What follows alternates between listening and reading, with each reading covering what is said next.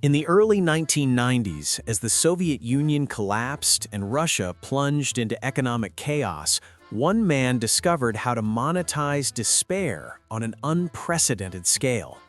His name was Sergei Mavrodi, and the structure he built, MMM, would become the largest financial pyramid in Russian history, swallowing the savings of millions and reshaping public trust in money, the state, and capitalism itself. Mavrodi was not a banker. He was not a trained economist. He was a systems thinker, a manipulator of incentives, and above all, a master of mass psychology. He did not invent fraud. He industrialized it. He did not simply deceive individuals, he engineered a collective belief system powerful enough to override logic, warnings, and eventually reality itself. What he created was not merely a scam. It was a social phenomenon, a financial cult, and a stress test for an entire society emerging from authoritarian collapse.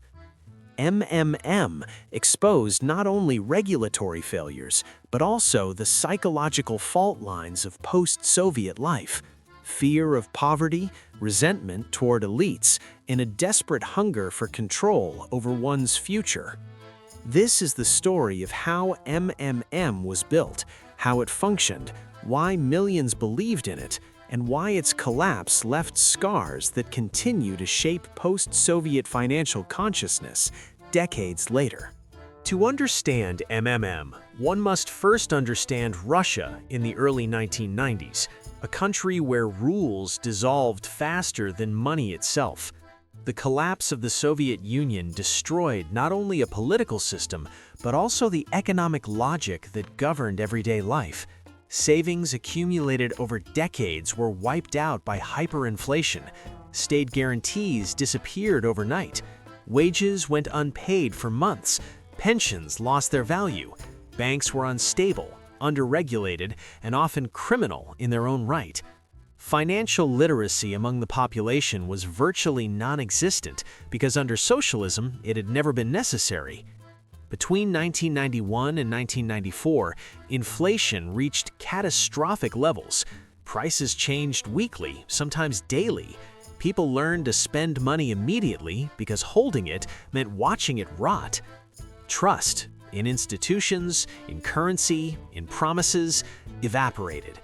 At the same time, a small group of insiders accumulated enormous wealth through privatization schemes the general public neither understood nor had access to. This created a corrosive sense of injustice. The system was changing, but only for someone else. In this vacuum, where money had lost meaning and trust had no anchor, any promise of stability or growth sounded like salvation. Any figure claiming to beat the system looked like a hero. MMM did not emerge despite this chaos. It emerged because of it. Sergei Mavrodi was born in Moscow in 1955. By most accounts, he was intelligent, introverted, and highly analytical. He graduated from the Moscow Institute of Electronic Engineering, an education that trained him to think in terms of systems, feedback loops, and structural vulnerabilities, not ethics or social responsibility. Unlike classic con artists driven by flamboyance or greed, Mavrodi was cold, distant, and methodical. He did not seek admiration, he sought control. In the late Soviet period, he engaged in small-scale business ventures, operating in the gray zone of semi-legal entrepreneurship that flourished as the USSR weakened. These early activities taught him two crucial lessons. Rules were inconsistent, selectively enforced, and easily manipulated. Perception mattered more than legality, often more than truth itself. In 1989, as cooperatives became legal, Mavrodi co-founded MMM, initially focused on computer imports and trade. The name itself came from the surnames of the founders, Mavrodi, and Melnikova. At first, MMM looked like just another aggressive post-Soviet enterprise, but beneath the surface, Mavrodi was already experimenting with something far more dangerous, the idea that belief itself could be monetized. By 1992, traditional business was becoming less profitable. Import restrictions tightened, currency instability increased, margins shrank, competition intensified. For most entrepreneurs, this meant downsizing or failure. For Mavrodi, it meant evolution. MMM began issuing shares to the public. Unlike conventional stocks, these shares had no connection to real assets, production, or company performance. Their price was not determined by supply and demand, but set arbitrarily by Mavrodi himself and adjusted regularly, always upward. The pitch was simple and devastatingly effective. Buy MMM shares today, sell them back later at a higher price, guaranteed. There was no disclosed risk, no transparency, no explanation of how profits were generated, and crucially, no attempt to build a real business capable of sustaining returns. The money paid to earlier investors came directly from new investors. This was not innovation. It was deliberate deception, a textbook Ponzi scheme dressed up as a financial revolution. MMM's mechanics were brutally simple and ruthlessly efficient. Investors bought shares or tickets. MMM promised astronomical returns, sometimes up to 1,000% annually. Payments to existing investors were funded exclusively by incoming funds. As long as new money flowed in, the illusion of profitability remained intact. There were no secret investments, no hidden assets, no parallel revenue streams.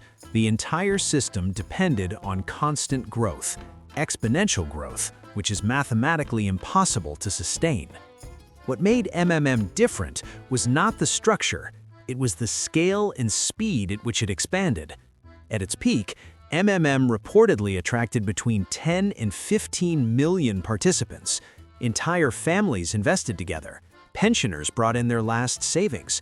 Workers sold cars, apartments, even inherited property.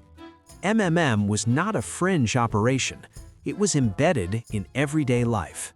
MMM's rise would have been impossible without its advertising campaign, one of the most aggressive and manipulative in Russian history. Television commercials flooded the airwaves. Ordinary people were shown transforming their lives through MMM. A factory worker suddenly owns a luxury apartment. A pensioner escapes poverty. A nobody becomes someone. The message was carefully engineered. The system has failed you. We haven't. Mavrodi positioned himself not as a financier, but as a people's avenger, a man redistributing wealth by bypassing corrupt banks and an incompetent state. He framed MMM not as a business, but as a moral alternative to a broken system. Critics warned it was a scam. Mavrodi reframed them as enemies of the people, agents of the same system that had already robbed citizens once before. This narrative was not accidental. It was weaponized resentment. MMM exploited one of the most powerful psychological forces known to behavioral economics: social proof. When neighbors invested and appeared to profit, skepticism collapsed. When friends cashed out successfully, doubt turned into urgency. People feared missing out more than they feared risk, especially in a society already traumatized by loss. Lines formed outside MMM offices. Newspapers reported on overnight millionaires. Word of mouth amplified the illusion of inevitability. The state's prolonged silence only reinforced trust. If it were illegal, people assumed, surely someone would stop it. In reality, MMM was bleeding future participants to pay present ones, a system mathematically guaranteed to collapse. But Mavrodi understood something regulators did not. People don't calculate risk. They follow crowds. By mid-1994, the scale of MMM became impossible to ignore. Authorities finally intervened, not because they fully understood the fraud, but because MMM had grown powerful enough to challenge the state's authority over money and trust. The Ministry of Finance declared MMM securities illegal. Advertising was restricted. Media scrutiny intensified. The effect was immediate. Confidence cracked, new investments slowed, and when a pyramid stops growing, it dies. In July 1994, MMM effectively collapsed. Share prices plummeted, offices closed, phone lines went dead. Millions were left holding worthless paper. The aftermath was catastrophic. Life savings vanished overnight. Families were financially destroyed. Social tensions exploded. Estimates of total losses range into billions of dollars. Yet many victims did not blame Mavrodi. They blamed the government for interfering.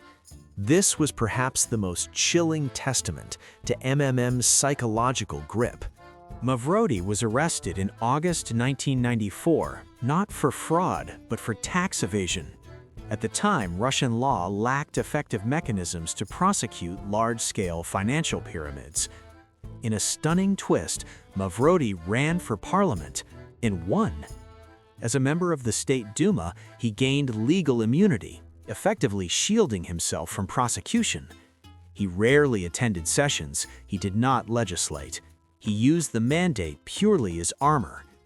It was a grotesque illustration of how unprepared and compromised the political system was. After losing parliamentary immunity, Mavrodi went underground. In 2003, he was arrested using a fake passport.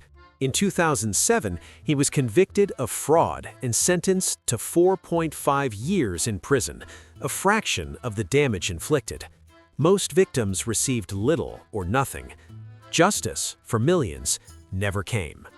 After his release, Mavrodi did the unthinkable. He launched MMM again, this time openly calling it a pyramid, reframed as a mutual aid system. MMM expanded into Africa, Asia, and Latin America, exploiting the same conditions: poverty, weak regulation, and distrust in institutions. Authorities banned it repeatedly. It resurfaced repeatedly. Mavrodi remained defiant to the end. Sergei Mavrodi died in 2018, poor and largely unrepentant. He never apologized. He never accepted responsibility. He claimed he merely exposed the hypocrisy of the financial system, that MMM was more honest than banks or governments. History is less generous. MMM stands as a monument to regulatory failure, mass psychological manipulation, and the lethal combination of poverty, hope, and ignorance. MMM was not just a scam. It was a collective delusion, engineered with precision. Sergei Mavrodi did not steal money by force. He convinced millions to hand it over willingly, believing they were finally winning. That is why MMM still matters, because wherever trust collapses, rules weaken, and people feel abandoned by institutions, another MMM is always waiting to be born.